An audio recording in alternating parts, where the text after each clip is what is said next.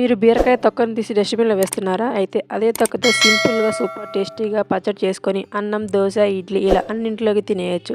అది ఎలానో ఈ వీడియోలో చూసేద్దాం. Hey guys welcome back to my channel DD vlogs. ఈ బీరకాయ పచ్చడి తయారు చేసుకోవడం కోసం 2 మీడియం సైజ్ బీరకాయలు తీసేసుకొని పీల్ తీసేసుకొని వాటిని చిన్న చిన్న ముక్కలుగా కట్ చేసుకొని శుభ్రంగా కడిగి ఒక ప్లేట్‌లో తీసి పక్కన పెట్టేసుకోండి. తర్వాత స్టవ్ పైన కడాయి పెట్టేసుకొని 1 టేబుల్ స్పూన్ ఆయిల్ వేసేసుకొని మన కారానికి తగినట్టుగా 7, 8 పచ్చిమిర్చి వేసేసుకోండి. పచ్చిమిర్చి ఘాటుగా లేకపోతే 15 వరకు వేసేసుకోవచ్చు అనమాట. తర్వాత అవి కాస్త వేగిన తర్వాత 1 టేబుల్ స్పూన్ ధనియాలు, అదేవిధంగా 1 టేబుల్ స్పూన్ మినపప్పు కూడా వేసేసుకొని కొద్దిగా దోరగా వేయించుకోండి. ధనియాలు, మినపప్పుతో పాటు ఇక్కడ కావాలి అనుకుంటే నువ్వులు కూడా యాడ్ చేసేసుకోవచ్చు అనమాట. అండ్ దాని తర్వాత నేనైతే 1 టేబుల్ స్పూన్ జీలకర్ర కూడా వేసేసుకున్నాను.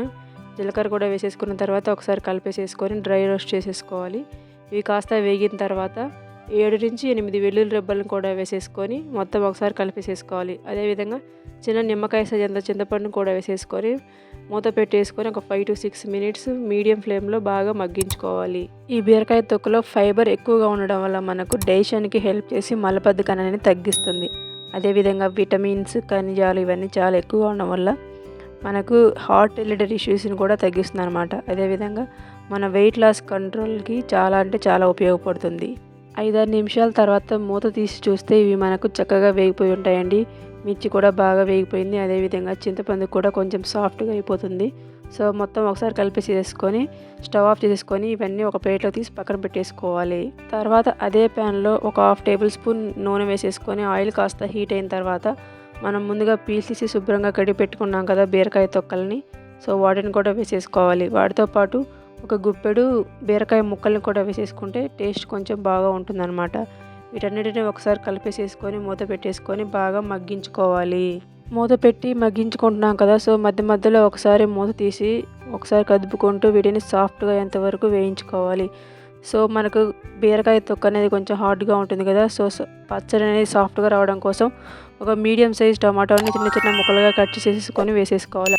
ఇక్కడ టమాటో అనేది ఆప్షనల్ అండి. మీరు మొత్తం కావాలనుకుంటే చింతపండుతోనే చేసేసుకోవచ్చు.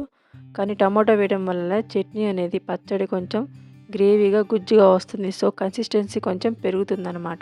సో ఇలా టమాటోలు వేసిన తర్వాత మూత పెట్టేసుకొని అట్లీస్ట్ 5 to 10 మినిట్స్ లో టు మీడియం ఫ్లేమ్లో మగ్గించుకుంటే ఇవి కాస్త సాఫ్ట్గా అయిపోతాయి అన్నమాట. సో చూసారు కదా, వీడియోలో చూపించిన విధంగా మధ్య మధ్యలో కదుపుకుంటూ మూత పెట్టేసుకొని కొద్దిగా సాఫ్ట్గా అయ్యేంత వరకు మగ్గించుకోవాలి. ఇంతకీ మీలో ఎంతమంది ఈ తొక్కను తీసి పక్కన పడేస్తారు లేదా ఇలా చట్నీ తయారు చేస్తారో కామెంట్ చేయండి. సో 5 to 10 మినిట్స్ తర్వాత అయితే మనకి ఇది చక్కగా మగ్గిపోయింది.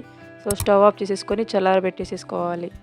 ఇవి కాస్త చల్లారిన తర్వాత మిక్సీ జార్లో వేసేసుకొని అదేవిధంగా మనం ముందుగా ప్రిపేర్ చేసి పెట్టుకున్న పచ్చిమిర్చి మిశ్రమాన్ని కూడా వేసేసుకోవాలి. మన రుచికి సరిపడా ఉప్పు కూడా వేసేసుకొని మెత్తటి పేస్ట్లా గ్రైండ్ చేసి పక్కన పెట్టేసుకోవాలి. ఎందుకంటే కొంచెం ఇది బరకగా పట్టుకుంటే మనకు తినేటప్పుడు కొంచెం హార్డ్గా ఉంటుంది అనమాట. సో కొంచెం సాఫ్ట్గా మిక్సీ పట్టేసుకోవాలి. చూసారు కదా, వీడియోలో చూపించిన విధంగా ఇలా మెత్తటి పేస్ట్లా మిక్సీ చేసి పక్కన పెట్టేసుకోవాలి.